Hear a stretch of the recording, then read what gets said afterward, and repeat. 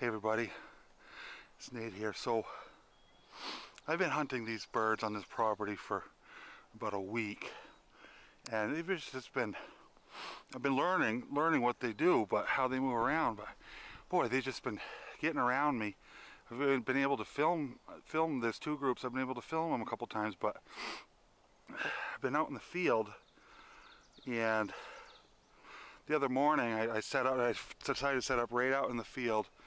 And one of them came, he was the smaller longbeard, and he was within 50 yards. I could have shot him, but I didn't, because there's another group that has there's three of them, and they got better beards, and I don't know.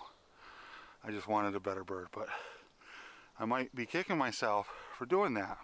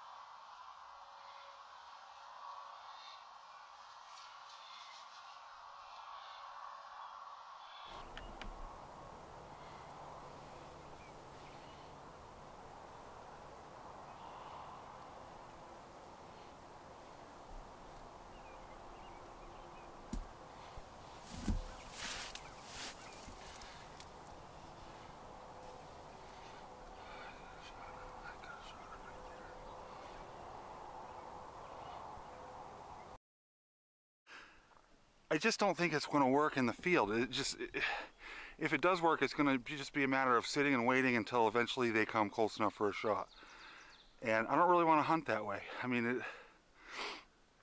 I will if I have to, but I really like to call. And what happens is they come out in the field, they've already got everything sorted out, they're already with the hens, and as soon as I call, the hens pull them away. It's just not going to work. I can't call when they're out in the field.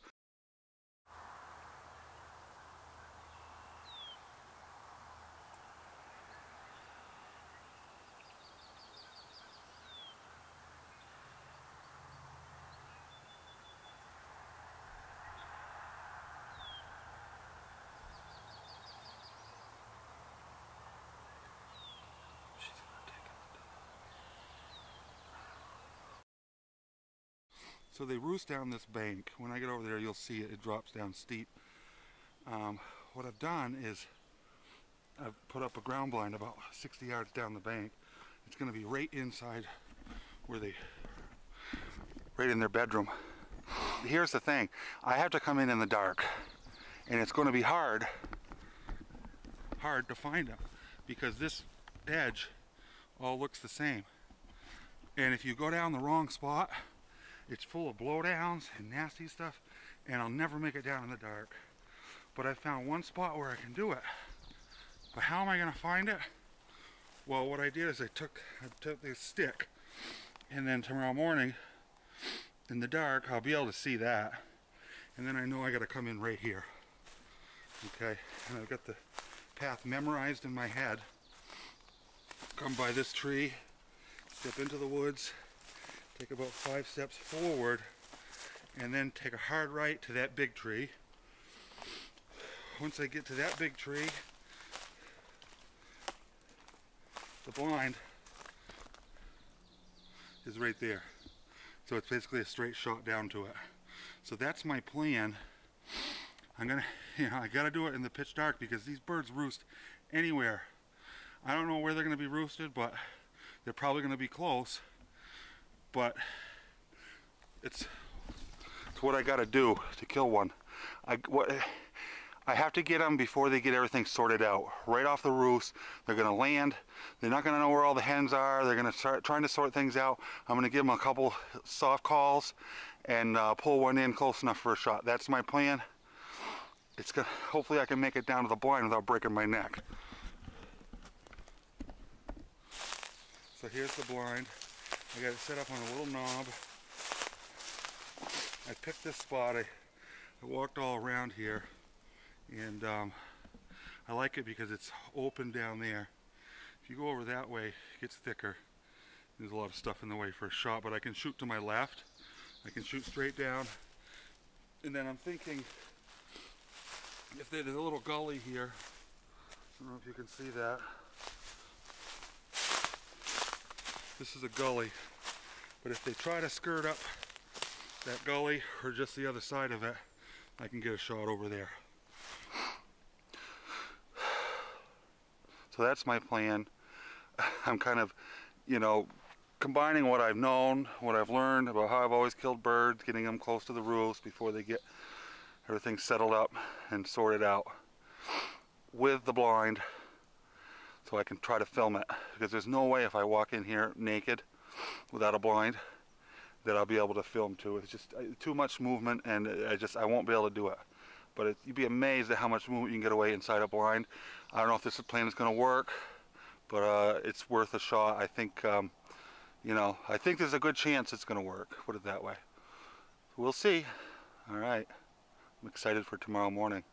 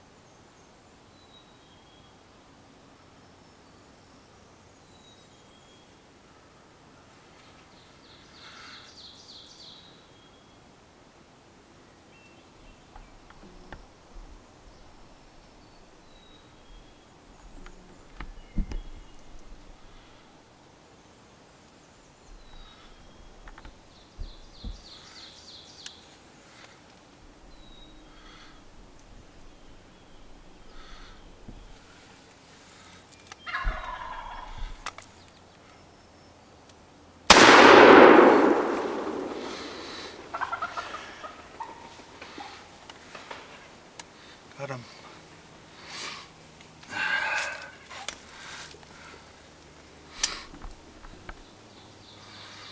Wow, finally. Finally got him. One of them. Anyways, I don't know which one it was, but he was a longbeard. Looked like one of the good ones.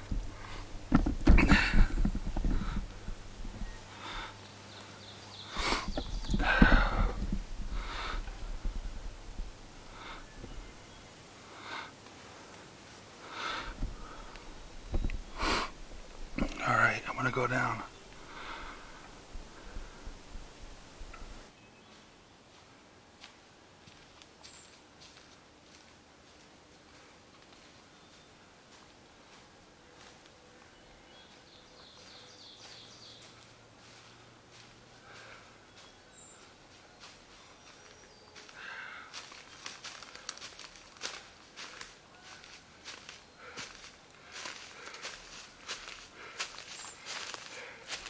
There he is.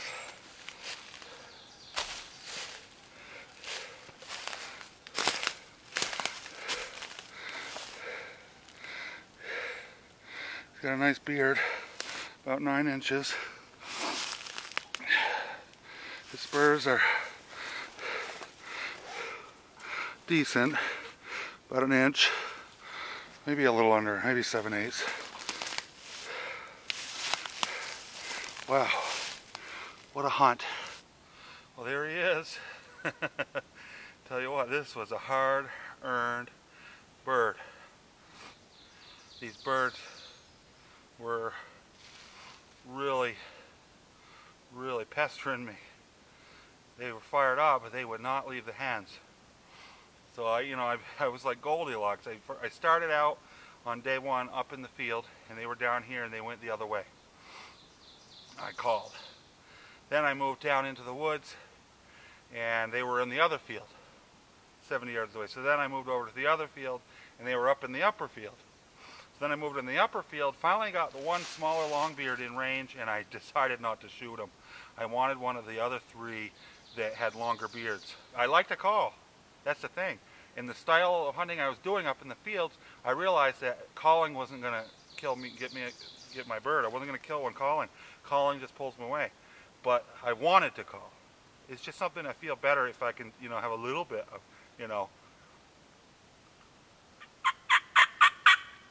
I'm not a good caller, but you don't have to be a good caller. But it just makes me feel better when I do a little bit of calling before I kill one. So that's what I did. And, I learn something every day I go out. I'm new to this. I've only been hunting birds since 2011. So it's like I'm like a kid that just learned how to ride his bike, really. I mean, what's it been, 7 years or whatever? This is my 8th season. And every morning, every day in the field, in the turkey woods, I learn something. And no doubt about it, I learn something every day. And what an awesome experience this is, hunting spring gobblers in Vermont. I'm telling you, if you've never done it, I say this in every video. I was a deer hunter for years, and I never could understand how anyone could get excited about a stupid turkey until I tried it. And once I did, I was hooked. The first minute, that first day out, and I knew I was a turkey hunter for life. Give it a shot. I mean, anyone. If you're from Vermont, if you're friends with me and you want to get into it, if you're a friend on Facebook, hit me up. I'm always happy to answer questions from what I know. I don't claim to be an expert. I certainly don't claim to be an expert. But for a beginner, I probably have some things that I can share with you and help you. And that's what it's all about, getting new people into the sport. And, I think it's a great thing to get kids involved in. Yeah, here I go. I start to get emotional when I think about kids and hunting, but unbelievable hunt. What an exciting hunt. I can't believe it's the first time I've ever been able to self-film in the woods successfully. And I like to film in the woods, I really do. To me, it's more interesting than filming in a field, I mean, you've got trees, they can hide behind, and it's just more interesting. What an awesome experience. I feel so blessed to be able to be out here.